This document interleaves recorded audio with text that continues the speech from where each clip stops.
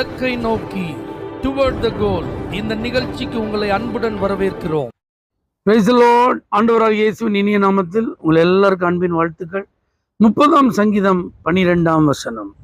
என் தேவனாகிய கர்த்தாவே உம்மை என்றென்றைக்கும் துதிப்பேன்.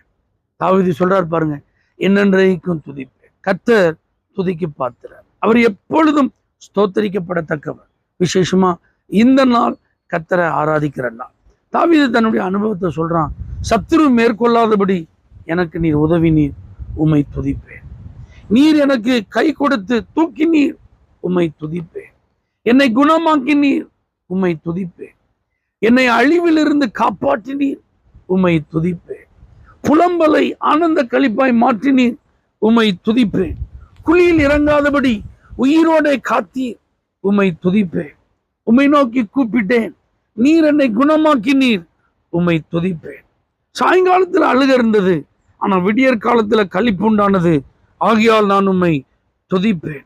இன்னைக்கு நான் என் ரெட்டை கலந்து போட்டு மகிழ்ச்சியினால் என்னை இடை கட்டினபடியினால் உம்மை துதிப்பேன் என்று இந்த சங்கீதத்துல துதிப்பதற்கான காரணங்களை கூறுகிறார். இதே போல நீங்களும் கடந்த வாரங்களில் கடந்து வந்த சூழ்நிலைகளை யோசிப்பார். ஒரு இடத்துல கூட சத்துரு மேற்கொள்ள அவர் விடலைய, அழுகை நிரந்தரமாக விடலைய, வியாதி படுக்க அது நிரந்தரமாக விடலைய, அவர் கை தூக்கி நம்மை எடுத்தாரு, நம்மை குணமாக்கினாரு, நம்முடைய விண்ணப்பங்களின் சத்தத்தை அவர் கேட்டாரு. ஆகவே இதெல்லாம் நினைச்சு நன்றி நிறைந்த உள்ளத்தோடு ஆராதிப்போம், துதிப்போம்.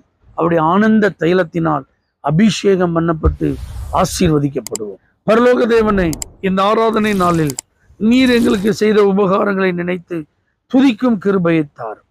இயேசுவின் நாமத்தில் பிதாவே, ஆமென். For prayer contact Pastor J. Kumar, El Shaddai Ministries, 9500252586, Surandai.